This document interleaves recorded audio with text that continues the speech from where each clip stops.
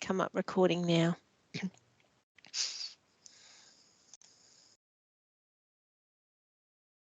Beautiful. Well, welcome everyone tonight. Thank you for joining us. And as we said too, we'll make this available, this session afterwards. We'll send you all a link to the recording for tonight, so you don't have to take any notes or anything. Yeah, my name's Rosie. I'm the Grants Development Officer and I'm with Kristen tonight. I'll let you introduce Kristen. Hi there, I'm Kristen. I'm working the grants team with Rosie, just on all the many different grant programs that we have here at Casey. So obviously, thank you for coming along tonight. It's really great. Quite a few people have responded, so we'll get started. Has that just gone to the screen for everyone, or you can still see the main screenshot, can't you, Kristen? Sorry, I just thought I'd check. No worries. Excellent.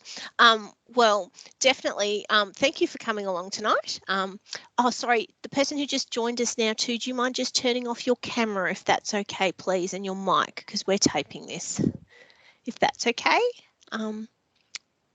Thank you so much. So we'll start with an acknowledgement to country, which this is beautiful, so I like to share this with everyone. The City of Casey proudly acknowledges the traditional owners, Casey's Aboriginal communities, and their rich culture, and pays respect to their elders past, present and future. We acknowledge Aboriginal people as Australia's First Peoples and as the traditional owners and custodians of the land on which we work and live. We also have a lovely diversity inclusion statement. When I started at Casey, I think it just encompasses this wonderful community. So the City of Casey is home to a remarkable diversity of cultures, languages, faiths, identities, landscapes and stories. From our first Australians to our most recent arrivals and every wave in between, the City of Casey welcomes and respects all community members and their respective ambitions to live healthy, rewarding and happy lives. These intersecting and overlapping community stories form Casey's collective identity and contribute to its evolving, rich history. We recognise this diversity as our strength and we aim to share, nurture and celebrate it, and very much so our grants program is part of that, and I've just realised I didn't flick through, so sorry about that. Now, obviously, as we've said, I'm Rosie from the grants team and I'm here with Kristen tonight.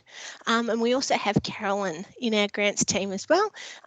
She's our admin and Acquittal wonder. So whenever you need to reach us, just give us a call or you can email us directly at Community Grants. Just shoot us an email and we can call you back if you have any questions on anything tonight or about your applications. We're here to help. So obviously we're here for our equipment and training grant information session. Welcome along. It just opened yesterday, 9 a.m. and the round is going through until the 16th of August. The grant you can apply for minimum of $100 but up to $1,000 for equipment and training for your community groups. And sometimes too, as we note there, you can get partial funding. Our community panel can recommend that. So definitely make sure you list all the things that you want and itemise them because partial funding can be awarded. It's one application per group or organisation. And it's one-off funding. So obviously if you get a grant this year for something, you won't be getting that into future years. That's not guaranteed. You do need to apply each year. So just keep that in mind. And that being said too, if you've applied for another grant this year, that does not preclude you from applying for this. So definitely put your hat in the ring. We want to see as many applications as possible. Obviously, our grants are open to our not-for-profit Casey community groups. That's quite important. We want to support the residents and the community and the groups that are based in Casey because, yeah, we want to build up our community. We ask that groups be incorporated or auspiced under the umbrella of a group that is incorporated. Obviously, that means if you're a small fledgling community group, a larger group can assist you. You can come under their umbrella of insurance and things. They will manage your grant for you, but that is an option if you are a new group. Definitely that won't preclude you. Just obviously make sure you speak to the group who's going to auspice you and get their permission and get their support. But definitely that's a way we can assist smaller groups because yes, as it says there, you do have to have a minimum of $10 million in public liability insurance. That's a part of the grant process. We ask you to send in your certificate of currency for insurance, and we ask it be current, please. And yeah, definitely with those as well, please note just a tax invoice and things saying you've paid your insurance isn't enough. We do need to see those certificates, and we do follow that up. So if you're unsure, give us a hoy. We're happy to help, but yeah, we do need that for our groups. That is a requirement. So obviously moving on there to our objectives of our grant, definitely it's there for equipment and for training for our groups. They're designed to help you support your volunteers and your members of your group. We want to see you develop and gain new skills and enjoy contributing to your group and build that up. It's there to buy equipment and things that help you operate, keep your operations going day to day, and those vital things that you need. And also we want to see groups being able to diversify their programs, try something new, and definitely as our council plans and other things recognise, we want things to be more inclusive. So if you want to try a new team or open it up to someone of all abilities or try something different, definitely this grant is there to help assist with that and establish those opportunities for people. And just so you know too, we have a budget of $100,000 for this grant pool. So at least 100 groups hopefully will get funding, if not more, particularly if we partially fund groups. Around 130 or so will apply each year. So it's pretty good odds that you will get funding. And hence why we're having this training session too. We want to make sure that you nail your application and you clearly state what you want and how it will help your group, so you have good odds if you do put in. So definitely put in for that. And as you can see there, what grants are used for. The first thing obviously is our training of our volunteers. Definitely there's things like food handling courses, first aid courses, computer training, marketing, coaching accreditations, new leadership, or if you want to try to develop new skills and make your group more accessible, definitely apply for training in those areas. Go out and get a quote from a training provider, attach that with your grant. That can help, but definitely if you want to build up your skill base or you need to renew some skills, particularly the first aid and things and the food handling, this can be an excellent grant to apply for to skill up your volunteers. And there also too, we have equipment for your groups as well. Obviously in the sporting equipment, cooking for particularly our food relief groups and things like that. If you need more food preparation things, more tools and equipment, this can be a great grant for that. For our community and our seniors groups that do exercise classes, music and dance, definitely we've had keyboards, we've had karaoke machines and microphones go through this. Gardening and tool equipment for our gardening groups, toys for our play groups. Definitely, as we've said and highlighted, if you want to look at being more inclusive, involve new groups and participants or modify your sports or activities, definitely equipment there and adapted equipment. Your basics like your chairs, your tables, and in the sustainability realm this year too, we're really trying to promote that groups think about how they use their facilities and things and how they can become a bit more sustainable. So if you're cooking meals or something rather than using disposable plates, I mean, it's a bit obvious there, but your crockery and your kitchenware, so you can change from that. So definitely, if you've got a good idea, have a chat with us because we're really looking for those areas around sustainability now. That's a big thing of councils, so definitely look at that. And as you'll see at the bottom there too, and this will come out to you, on our website, we have a link of recipients and what they've got in the past. That might give you some great ideas and thoughts to get you thinking on what you can apply for. So definitely there, if you have, if you want to have a look and see what other groups have done in the past and get some ideas for your committees and your other group members, have a look at that. So that's on that. The other side of things though of what is ineligible that you can't apply for with this grant funding, it's things that obviously you might be using for fundraising purposes. So we don't fund trophies and prizes and things like that. We can't fund operational things like your insurance and your admin costs and those sorts of things. So yeah, your phone and electricity bill, although that would be nice at the moment, I'm afraid, we can't fund those things. And particularly to highlight consumable items that you go through quickly. So for a sporting group, we can't be funding first aid tape, masks and sanitisers, if you printer cartridges and those sorts of things that you would use regularly as consumables. They're not eligible, unfortunately. And I'm afraid hall hire and things and wages aren't. And just to note too, with the capital works item thing there, things that are fixed in your facility and that will go through our capital works programs and grants. We do have other avenues for things like that, but we can't really fund those things for groups. So just be aware of that. And if you have any questions, please reach out, have a chat with us, because yeah, maybe we can have a chat and see what you could apply for. So that's quite important. I'm going to flick over in a second to Kristen, who will do the second part of our prezi. So thank you. Thank you, Rosie. So you might have a query on how the successful grants are decided. So basically they're assessed on how well your answers meet the criteria of the grant program. And you please feel free to give us a call at any time if you want to talk anything through. But the community panel will base their assessments on the criteria listed below and how you answer that in the application form. So in the application form, there's questions around why does your group need the grant? How will the training or equipment assist your operations or your program delivery, which is an important one.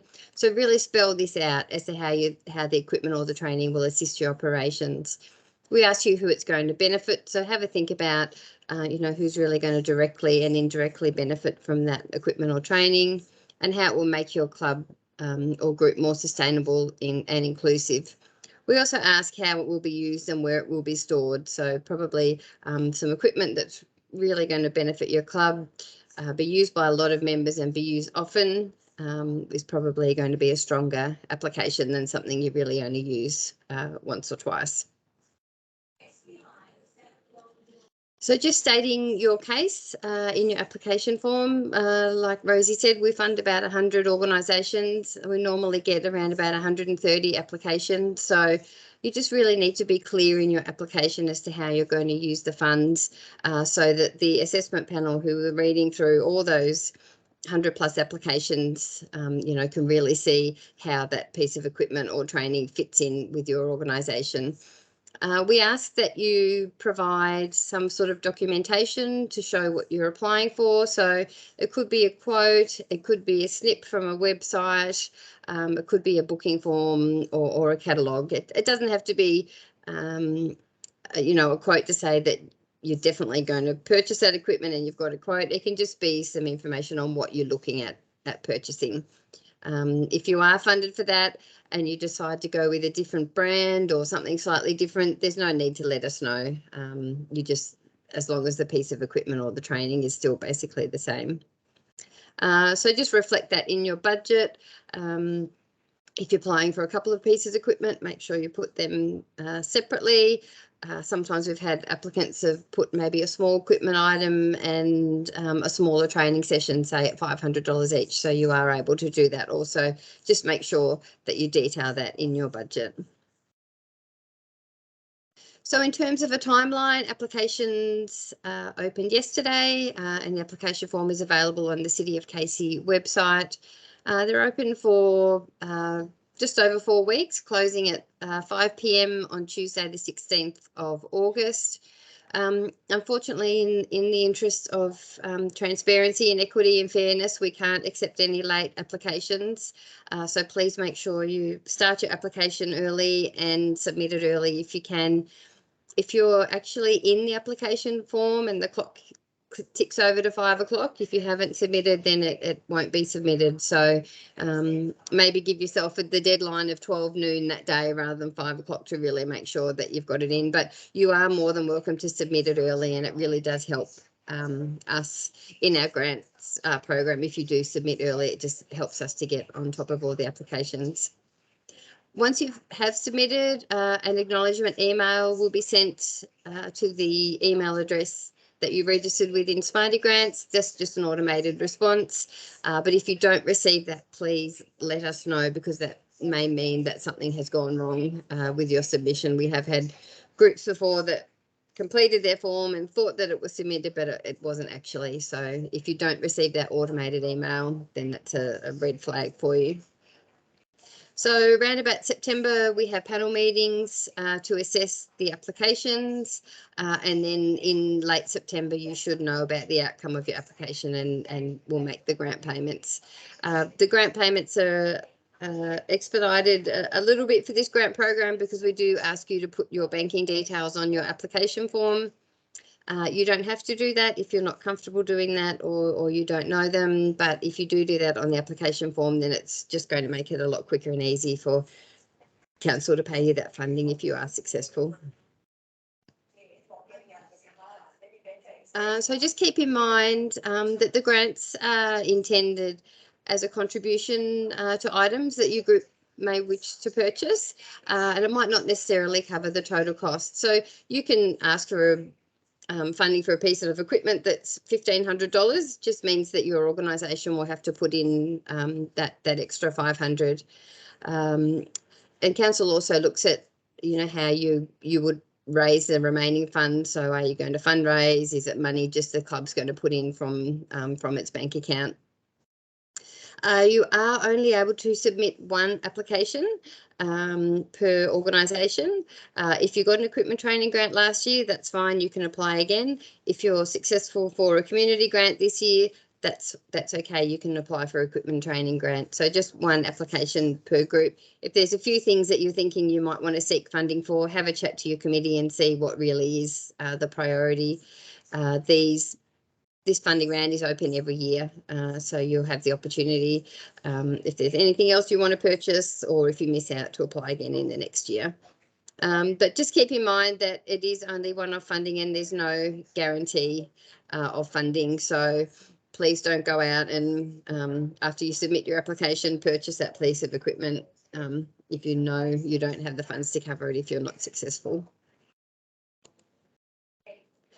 So if you are funded, the payment will be directly deposited into your bank account. Like I said, we ask you for your bank details on the application form. Make sure you inform your organisation and committee about the success of your grant application. Let your treasurer know that the funding's going to be coming into your bank. If your organisation is registered for GST, you will get paid the grant amount plus GST. So if you're successful for a $1,000 grant, if your organisation is registered for GST, you'd actually get 1,100. So that sometimes trips up groups that they think council may have overpaid them. So please spend funds only on what you applied for. Like I said, if it's a small change, such as, a brand name of something that you want to buy or something slightly different, that's okay. But please don't change your mind and then go and spend the grant funds on something totally different than what you were successful for. Collect the relevant information, so make sure that your treasurer or your bookkeeper keeps the receipts for that grant, and you can then include those with your acquittal form. So the online acquittal form is a link that is sent to you after you receive your grant payment.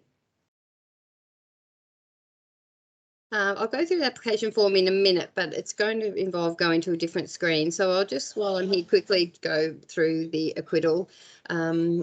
So like I said, the acquittal form is done online and an email will be sent to you normally about a month after you receive your payment. Obviously, if your training sessions are not coming up for a few months, just let the acquittal form sit there and you can then complete it as soon as you've spent that money. So the acquittal is just evidence for council that you've spent the grant monies in accordance with the application and in accordance with the condition of the grant. It's just basically coming full circle and finishing off that grant, ticking off all the boxes. So yeah, as soon as you've spent the funds, get onto the acquittal. If you can, it's easy to forget it. We have lots coming in at the end of the financial year when people panic. So once you've done the training, once you've purchased the equipment, just jump online. It's really only just a few questions to find out, the what you spent the grant on, how it benefited your organisation. It's not a really onerous process. And the due date for the form is normally 60 days after you've proposed to spend the fund or do the training, or by the 30th of June next year. But if you can get in early, please do get in early. I might stop presenting now, and then we'll have a look at the online application form. So if you haven't applied before, I'll just go through how that is done, just with Smarty Grants, if you're new to Smarty Grants. So just checking now that you can see the City of Casey website there. Yep, okay. So any sort of email you receive from us about the grant, there will be a link directly to the grants page on the website. But if you don't have that, this is the front page. It's just under City and Council, Tenders and Grants. It's grants for the community.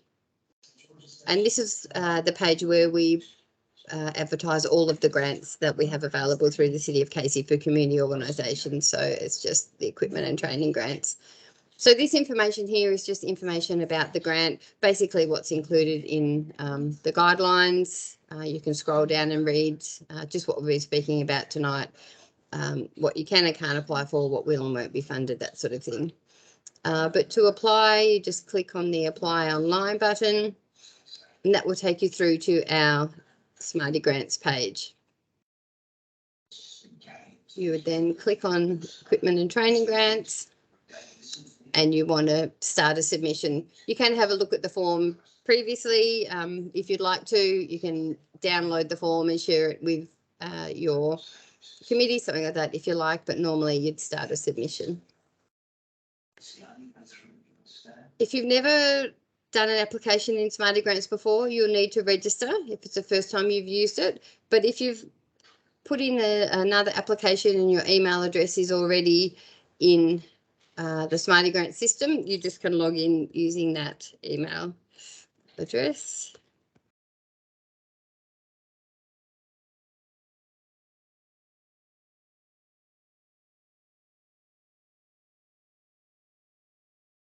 That password is all good. Okay, so this is saying now it's a new submission. This is a submission number. If you're ever speaking to us on the phone about your grant, it's good if you can tell us your submission number, and it enables us to help you really quickly. If you have an organisational email address, such as president@ Berwick Football Club or secretary, it's often a good idea to log in with Smarty Grants using that email address rather than a personal email address, because now everything associated with this application will go to that email address that you use to register. So if you leave the organisation, or it might get caught up in the spam in your personal email address. So if you do have a group email, that's always good to use. So it's just a matter of then going through, filling in all the questions. A red asterisk means that it's a mandatory question, so you won't be able to submit your application until you have an answer in that field, but it will prompt you before you submit. Save your progress as you go along, so that if you sort of step away from your computer for a while, you might get timed out and not save that information there. So first of all, we just really want to know organisation details, contact details, all of that general sort of information, your legal status, your ABN. If you type your ABN in here and press look up, all of your ABN details will be populated from the ABN register there, and that's where it tells us whether you're registered for GST or not. We ask that you upload your public liability insurance, so it's just a matter of clicking on choose files and have that certificate of currency somewhere on your computer or your desktop, so you can then choose that file. If you have an auspice, then this is where they will put their information, but this is saying not applicable because I haven't ticked the auspice question previously. This is where we want to know about your organisation and its activities. So don't assume that the person reading the application form knows about your organisation and why you exist and what you do. Just really in 3 or 4 sentences, just pop in a description there of who you are and what you do, and then that will give them a better idea of how that equipment or training that you're asking for links with your organisation. How much funding are you requesting? It won't allow you to put more than $1,000 in there, so just pop that in there. And these are the questions that you really need to think about and to nail. So why do you need the grant? How will it assist you? Who is it going to benefit? And will it help you be more sustainable and inclusive? So they're really the main couple of questions to really put some information there that's going to make the assessor realise that you do need that equipment. It's going to be really beneficial for your organisation. This is where you then put in what you're wanting to spend on. So you just put in, the item here, $200.